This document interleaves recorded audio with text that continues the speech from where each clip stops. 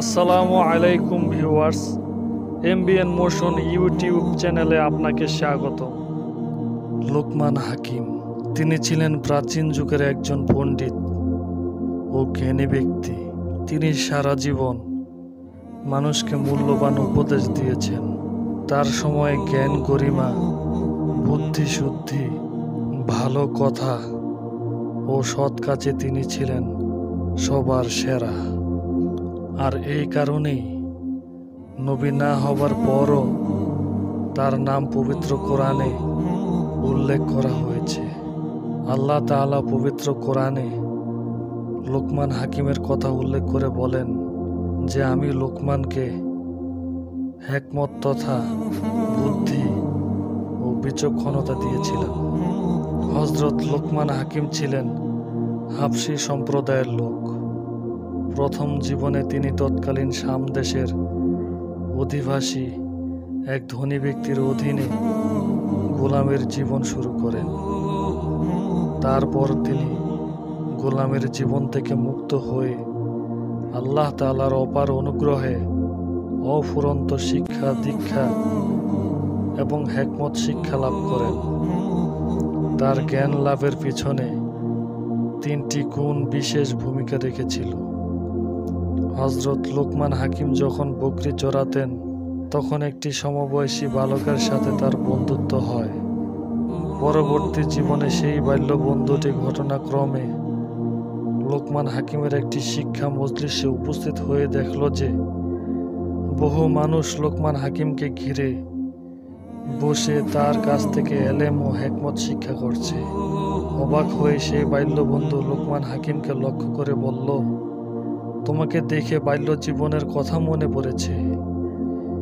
তুমি কি সেই লোক যার সাথে আমি মাঠে বকরি চড়াতাম? হযরত লোকমান হাকিম তার দিকে তাকিয়ে বললেন, হ্যাঁ বন্ধু, তুমি ঠিকই ধরেছ, আমি সেই লোক। বাল্যবন্ধু জিজ্ঞেস করল, বন্ধু তুমি এই মর্যাদা কিভাবে অর্জন করলে? লোকমান জবাব দিলেন, তিনটি স্বভাবের মাধ্যমে। সেই তিনটি স্বভাব হলো, 1. কোনোদিনই কারো সঙ্গে মিথ্যা বলিনি। 2. আমি কখনো কারো আমানতের খেয়ানত করিনি। এবং 3. কারো সাথে আমি কখনো বেহুদা কথায় সময় নষ্ট করিনি। হযরত লোকমান হাকিম তার পুত্রকে উদ্দেশ্য করে বহু মূল্যবান উপদেশ দিয়েছেন। পবিত্র কোরআনের সূরা লোকমানে তা বর্ণনা করা হয়েছে। হযরত লোকমান হাকিম তার পুত্র উদ্দেশ্য করে বলেছেন, হে আমার পুত্র, নামাজে দাঁড়ালে অন্তরের হেফাজত করবে, খাবার ধীরে সুস্থে খাবে, অন্যের ঘরে গিয়ে এদিক ওদিক তাকাবে না, কথা বলা বা ভাষণ দেওয়ার সময় নিজেকে সংযত রাখবে, মৃত্যুকে এক মুহূর্তের জন্য ভুলে যাবে না, আল্লাহকে সব সময় স্মরণ করবে, কারো উপকার করলে সেটা একেবারের জন্য ভুলে যাবে, এবং কেউ আঘাত দিয়ে থাকলে একেবারেই ভুলে যাবে।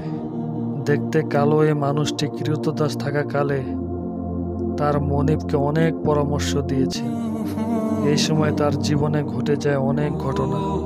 হযরত লোকমান হাকিম তখন যুবক ছিলেন। একটি ঘটনায় তাকে বন্দী হিসেবে আটক করা হলো। পরে তাকে এক ধনী লোকের কৃতদাস হিসেবে বিক্রি করা হলো। সৌভাগ্যক্রমে লোকমান হাকিমের মনিব ছিলেন একজন বুদ্ধিমান ও রুচিশীল মানুষ। অল্প দিনের মধ্যেই তিনি লোকমান হাকিমের মধ্যে লুকিয়ে থাকা বুদ্ধি, বিবেক, জ্ঞান, প্রজ্ঞা ও ঈমান দেখে মুগ্ধ হলেন। দেখতে দেখতে মালিক লোকমান হাকিমকে নিজের সন্তানের মতো ভালোবাসতে লাগলেন। মনিব সব সময় চেষ্টা করতেন লোকমান হাকিমের মান সম্মান যে কোনো অবস্থায় বজায় রাখতে। তিনি যখন খেতে বসতেন তখন লোকমান হাকিমকে সাথে নিয়েই খেতে বসতেন। হযরত লোকমান হাকিম নিজে আগে খাবার খেতেন, তারপর খাবারের বাকি অংশ খেত তার মনিব এবং তারপর অন্যান্যরা। লোকমান হাকিম যদি কোনো কারণে কোনো একটা খাবার না খেতেন, তার মনিবও সেই খাবারে মুখ দিত না। একান্তই যদি নিরুপায় হয়ে খেতেই হতো, তাহলে এমনভাবে খেত যেন ইচ্ছে নেই কিংবা ক্ষুধা নেই। ওই ধনী লোকটির জন্য একদিন কে যেন একটা তরমুজ পাঠিয়েছিল উপহার হিসেবে। লোকটি সঙ্গে সঙ্গে তার এক গোলামকে ডেকে বলল, এক্ষুনি গিয়ে লোকমানকে ডেকে আনো। লোকমান এসে আগে তরমুজ খাবে, তারপর আমি খাবো। লোকমান আসার পর তার মনিব একটা ছুরি দিয়ে তরমুজটি কাটল। প্রথম টুকরোটি দিল লোকমান হাকিমকে। লোকমান হাকিম তরমুজের ওই টুকরোটি এমনভাবে খেতে শুরু করলো যেন মধুর চেয়েও মিষ্টি ছিল ওই তরমুজটি। বেশ মজা করে খেল। লোকমান খুবই মজা করে খাচ্ছে দেখে লোকটি পরের টুকরোটিও তাকে খেতে দিল, কারণ সে সত্যিই লোকমানকে ভীষণ ভালোবাসে। লোকমান হাকিম আবারও বেশ মজা করে তরমুজের টুকরোটি খেল। এভাবে পরপর 17 টুকরো তরমুজ সে একাই খেয়ে ফেলল। অবশেষে একটি মাত্র টুকরো বাকি ছিল। ওই টুকরোটি মনিব নিজে খাবে বলে সিদ্ধান্ত নিল। সে বলল, এই টুকরোটি আমি নিজে খাবো, দেখব এবং জানবো তরমুজ কি করে এত মিষ্টি আর সুস্বাদু হয়। লোকমান কি মজা করেই না 17টি টুকরো খেয়েছে। কিন্তু যখনই মনিব তরমুজের শেষ টুকরোটি মুখে দিল এবং খেল, তিতা স্বাদ আর অন্যরকম একটা উটকো ঝাঁজে তার চেহারা বিকৃত হয়ে গেল। এত বেশি ঝাঁজ আর তিতা ছিল ওই তরমুজ যে মনিবের জিহ্বার পাশাপাশি গলাও তিতা হয়ে গেল। অতিরিক্ত তিতার কারণে লোকটি অজ্ঞান হয়ে পড়ার উপক্রম হলো। বেশ কিছু সময় পর কিছুটা স্বস্তি বোধ করল মনিব। এরপর লোকমান হাকিমকে লক্ষ্য করে বললেন, হে বৎস, তোমার চেহারা দেখে মনে হচ্ছিল তরমুজটি খুবই সুস্বাদু, কিন্তু খেতে গিয়ে আমি বুঝলাম ওটা ছিল ভয়ানক তিতা। এখন বলো, কেন তুমি বিষয়টি গোপন রাখলে? কি দরকার ছিল এত তিতা তরমুজ খাওয়ার? লোকমান এবার মুখ খুললেন, বললেন, তরমুজটা যে তিতা ছিল এতে কোনো সন্দেহ নেই, কিন্তু এই কয়েক বছর আপনার হাতে আমি অনেক মজার মজার খাবার খেয়েছি, তাই কোনোভাবেই আমি আপনাকে বুঝতে দিতে চাইনি যে তরমুজটি ভীষণ তিতা ছিল। আপনি আমাকে অনেক সম্মান দিয়েছেন, তাই আমার মন চায়নি একটা মাত্র তরমুজের তিক্ততা নিয়ে আপত্তি করে আপনার অমর্যাদা করি।